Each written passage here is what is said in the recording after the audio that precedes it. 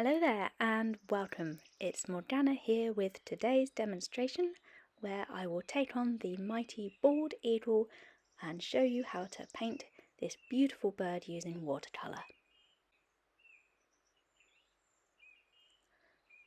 As you can see, I'm beginning today with this lovely pencil outline that I've already drawn. If you're interested in the video demonstrating this, I will make it available on my Patreon page. Please follow the link below to find it. I upload every Monday and there's all sorts of goodies there for you to have a little look at as well. But back to the painting. Today I'm beginning with this lovely warm cadmium yellow and a very fine detail brush, beginning to put the colour into the bird's bill. This is a Pro Art Masterstroke Series 60 miniature brush, size 4/0, and it's perfect for fine detail work such as this. Obviously use whichever brush you like, whichever you have to hand. A calligraphy brush, for example, with its very fine point, would be perfect for work such as this.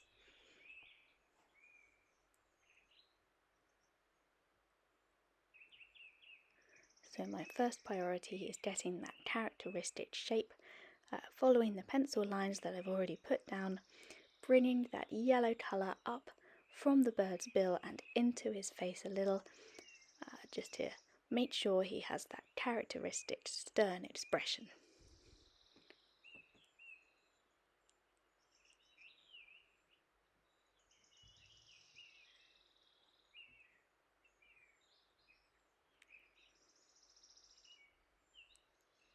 And now adding a little shadow and definition using some very diluted Payne's Grey. Again with this fine brush, just emphasising that line along the bill where it opens and closes. You don't want too harsh or too defined a line here, just a little hint of shadow showing the shape and definition, otherwise you're in danger of making it look a little bit cartoonish. And now I'm just starting with a little bit of shading here. This is a very diluted ultramarine blue I'm using. Blue is often the best way to shade white. Of course, with this majestic bald eagle, they've got their characteristic little bald heads. Lovely bright white head plumage, which of course is terribly awkward to paint. How do you paint white on white? Well, the answer is with blue. So I'm beginning by shading in this this part coming from underneath the beak and the underside of his neck feathers. I'm now carrying the colour carefully up towards the side of the face, keeping it very light, of course. Don't want to completely go over all of the white here, just using enough blue to give the impression of some shape and shadow without losing, of course, that lovely characteristic white.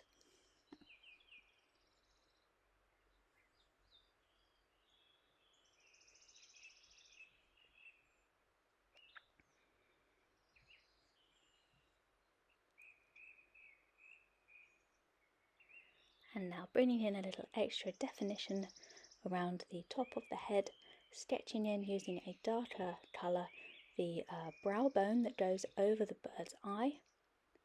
That little line there that connects over the eye and into the beak, shading it in again using ultramarine and a little Payne's Grey mixed up on the palette, and of course using the very fine brush to do so.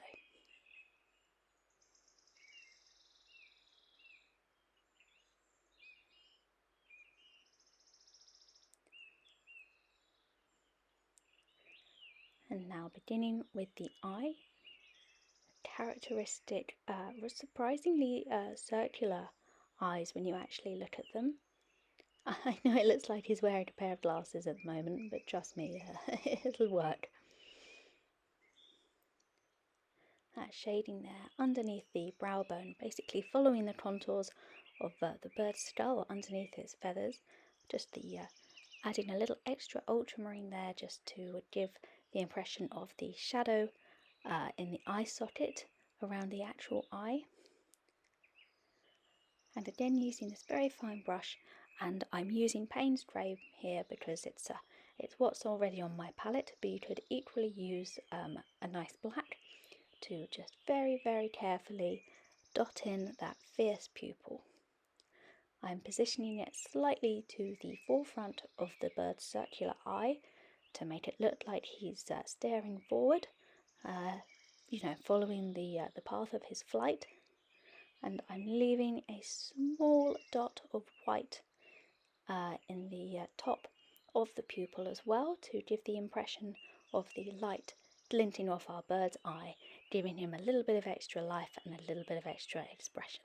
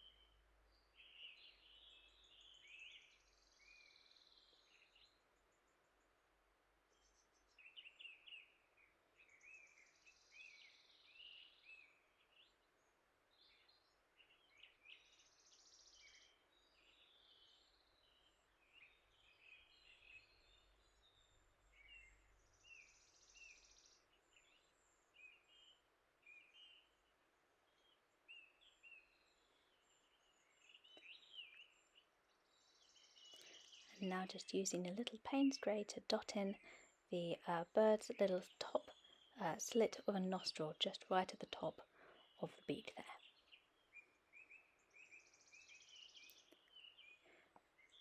Now that I'm happy with the detail we've laid down on the head, it's time to loosen up a little bit. For this, I'm using an Escoda Ultimo synthetic mop brush size 10.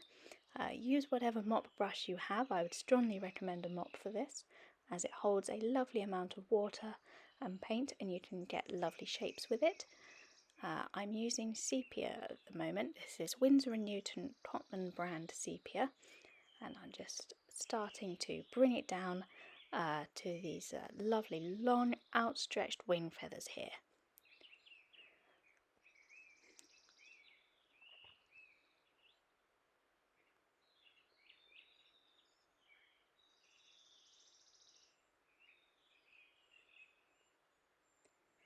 You can see I've got quite a lot of this paint quite thickly on my brush. I'm using it with a decent amount of water as well, so I can get these lovely long strokes. Also trying to vary the colour a little as well.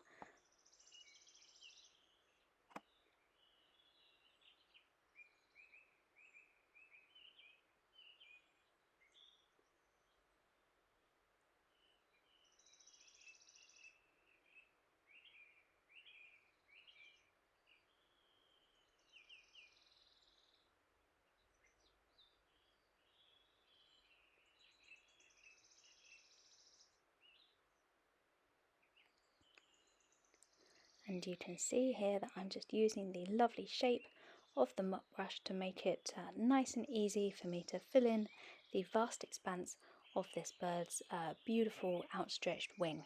Again, this is just sepia that I'm using at the moment. I'll introduce another couple of colours shortly, but you can see also this is a really, really great paint. You can get quite a lot of variation within this one colour by introducing different amounts of water. Using the rounded and pointed tip of the mop brush there to just dot in some lovely loose feather detail along the bottom of the wing there. This is one of the joys of painting this sort of loose detail in this way, particularly when you already have the detail done on the bird's head, which gives it its characteristic expression. You can afford to paint a little looser on the body and the feathers, as you want to give more of an impression of sweeping movement and grace and beauty. It isn't quite so so important to have everything photorealistic here. As you can see, I'm enjoying doing these lovely sort of swooping movements for those lovely outstretched pin feathers at the end of the wing there.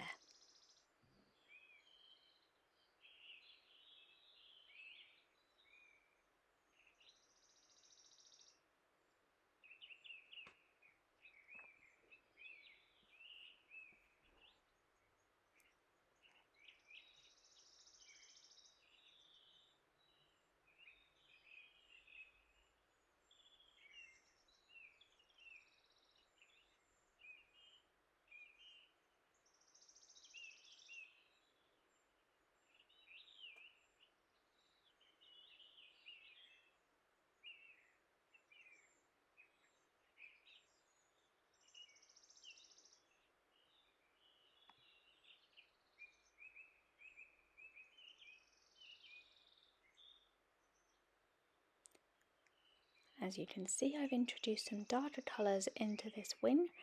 This is a little bit of Payne's grey on the brush that I'm introducing right up at the top part of the wing here, and a little to give the impression of some feather detail along that central line as well. And now I'm just using that fine brush to pull a little bit of extra dimensionality and detail out of those long sweeping feather strokes.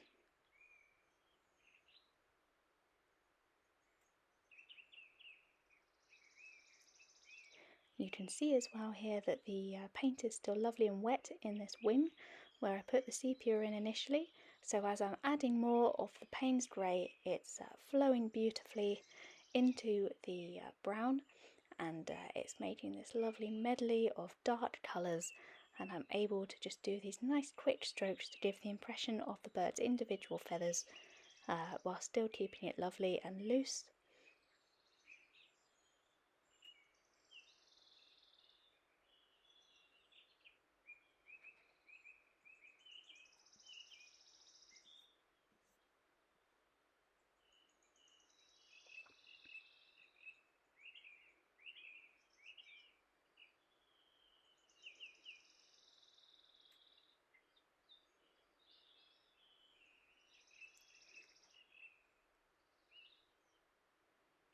Now again, just taking advantage of the mop brush's circular shape and nice sharp point to really just set in some more of this feather detail here on the tip of the wing, getting in those lovely feather shapes, some of the more rounded tips, to contrast with those lovely flicks that we popped in earlier.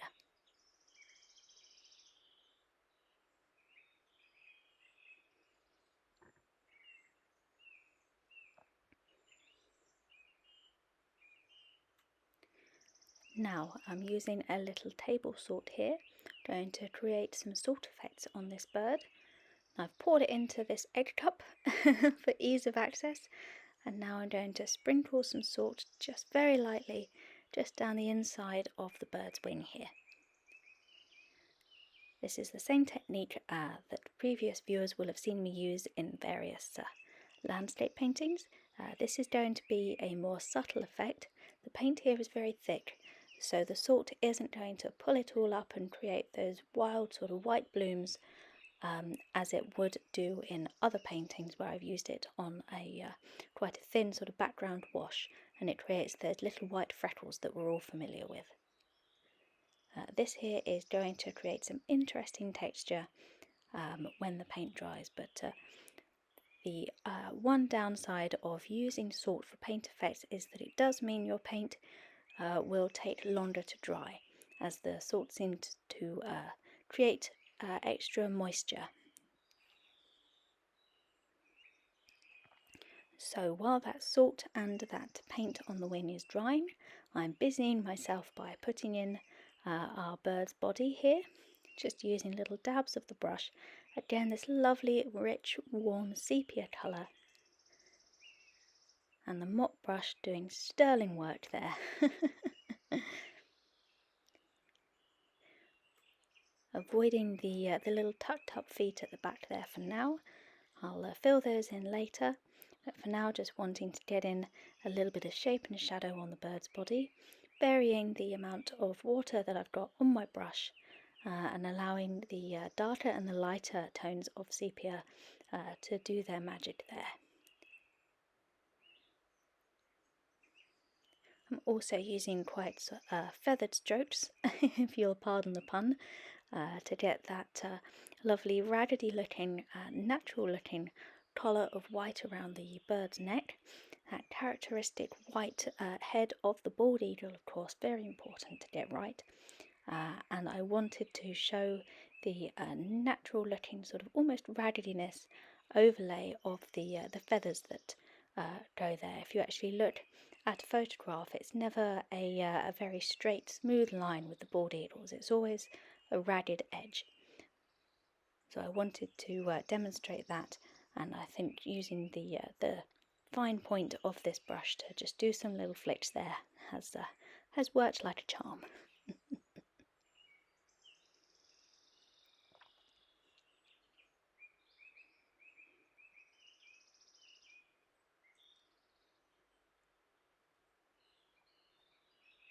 And again, just using this long, confident strokes and the brilliant water holding capabilities of the mop brush to fill in this upper wing.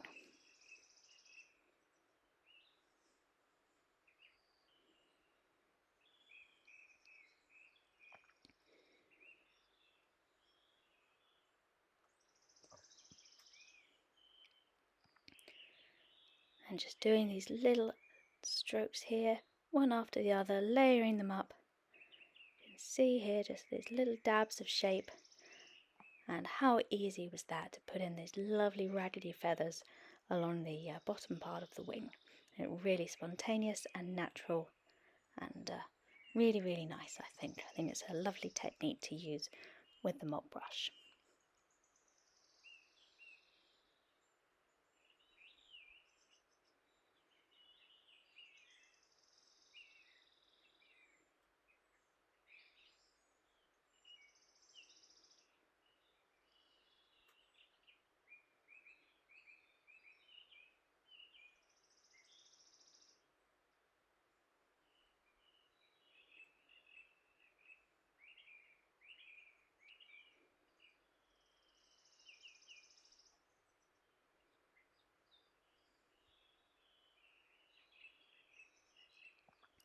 Now you'll notice here that I'm not filling in every single little patch of white.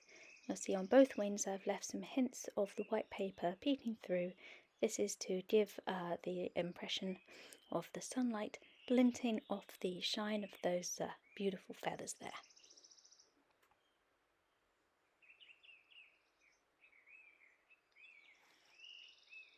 I've also introduced a little bit of darker colour. Again, some Payne's grey mottled in with the sepia here gives some lovely tone and texture in this bird's wings.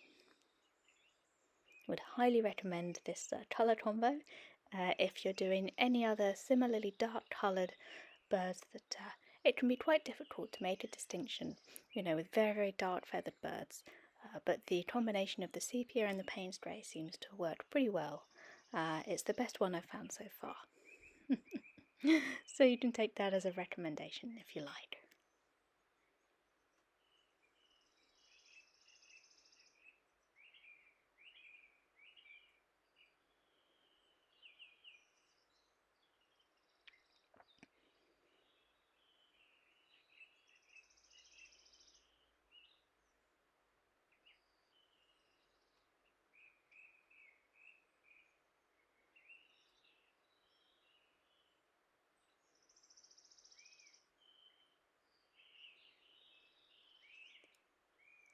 And again, just dropping in a little bit of salt for some extra effects along the top edge of the wing here. You can see I'm keeping my placement quite careful, just following the line of the wing and only sprinkling in a very small amount.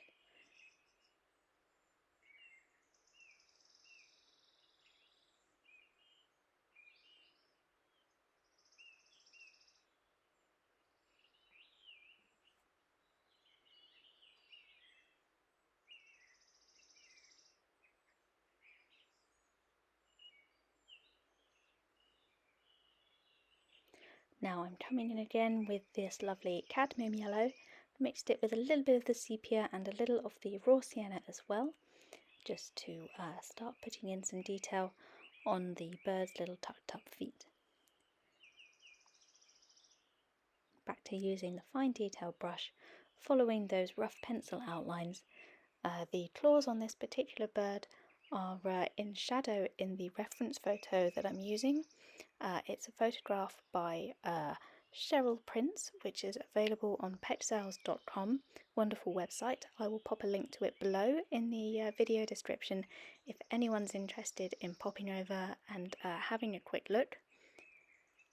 But as they are tucked neatly up out of the way whilst he's flying, these birds' feet are in shadow.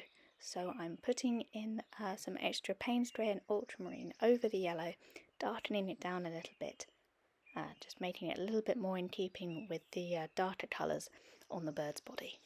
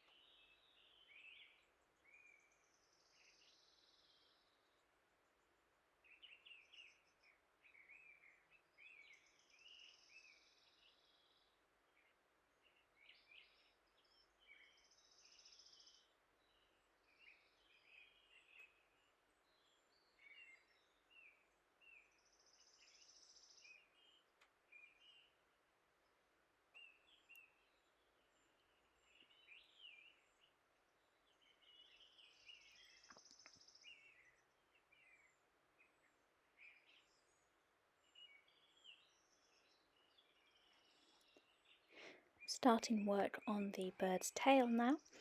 I've begun by filling in these bottom few feathers again with a very light dusting of ultramarine blue, as these are quite pale feathers, and blue, of course, like I said already with the head, blue is the best shadow for white feathers, so starting with a little ultramarine here.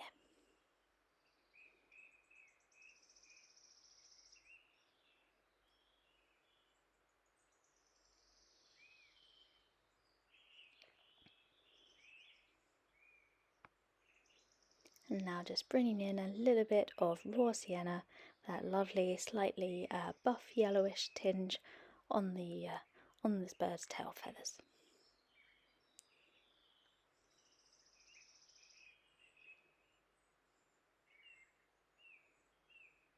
Clearing up a little mistake there, a little overspillage of paint, just quickly scooping it up with a little bit of tissue, no harm done.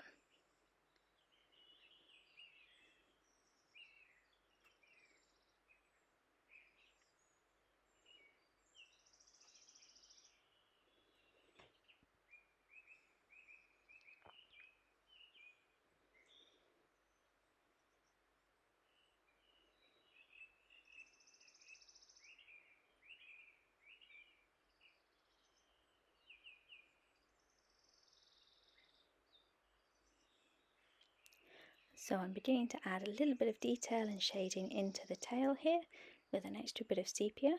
This is essentially an underpainting almost of the tail rather than the finished result. Just going into this layer by layer, keeping it quite light and quite pale at the moment.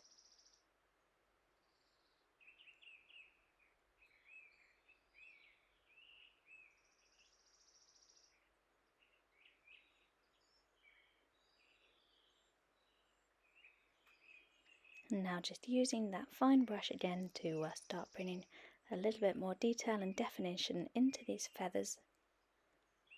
They're not quite there yet, but they're getting there.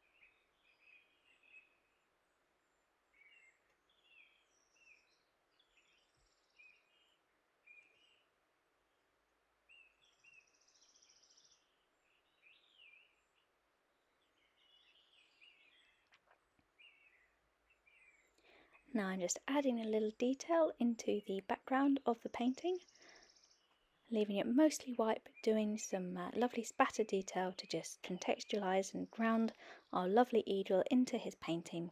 To see, I'm being very careful here with where I put my spatters, just at the wing tips and running along the edges of the wings, spattering in some sepia to start with, quite daintily, as dainty as you can be with spatter really, just by very lightly tapping my fan brush against the handle of another brush. Just making sure I choose the right placement. I'm going to vary the spatters between 3 colours really, the lovely dark sepia.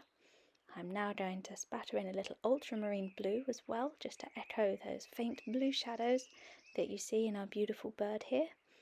Again, concentrating it around the wingtips and around the sweep of the wings to give an impression of flight and movement, perhaps some dust or seeds kicked up by the sweep of this majestic bird's wings. And finally, the last colour I'm putting in is a little raw sienna, a lovely bit of yellow spatter there as well, mixed with some cadmium yellow, just to tie in with those lovely yellow details such as the bird's beak and feet.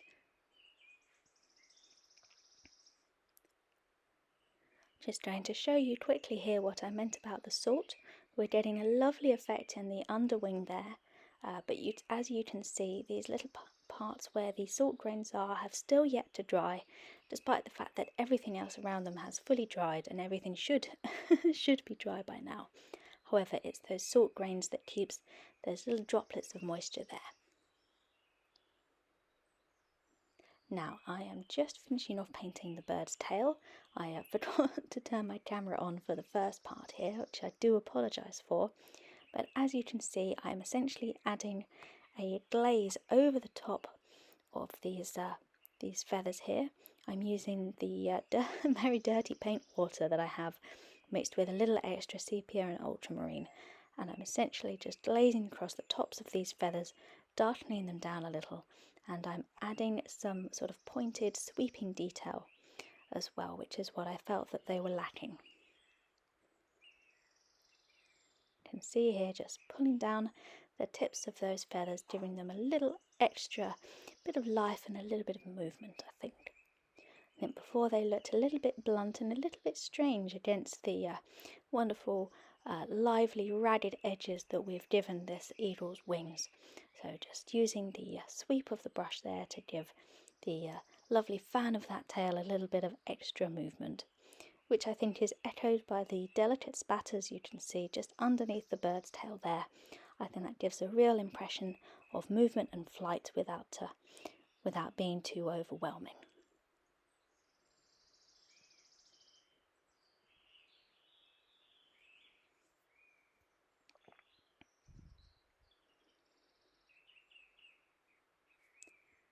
I'm still trying to be quite delicate with this glazing here, as the bird's tail feathers are quite pale naturally, so I don't want to darken them down too much. I still want there to be a nice contrast with the rich dark browns we've got in his body and wings, so I'm trying to keep it quite light.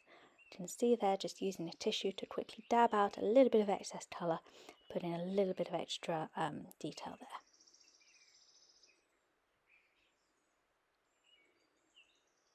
And just using the fan brush very quickly to just really stuff up the edges of those tail feathers, get them looking a little bit more raggedy and spontaneous.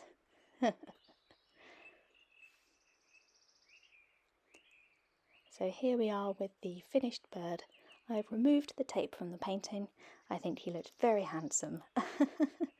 I certainly think he deserves a frame somewhere and a good home. So thank you everybody for watching. I really hope you enjoyed this tutorial. I really hope that you love my bald eagle as much as I do. I'm really proud of him. I think he's fabulous. Please leave a like and subscribe if you'd like to see more from this channel. Also feel free to pop over to my Patreon page for downloads, free use photos and some extra videos, including the pencil sketch for this wonderful bird.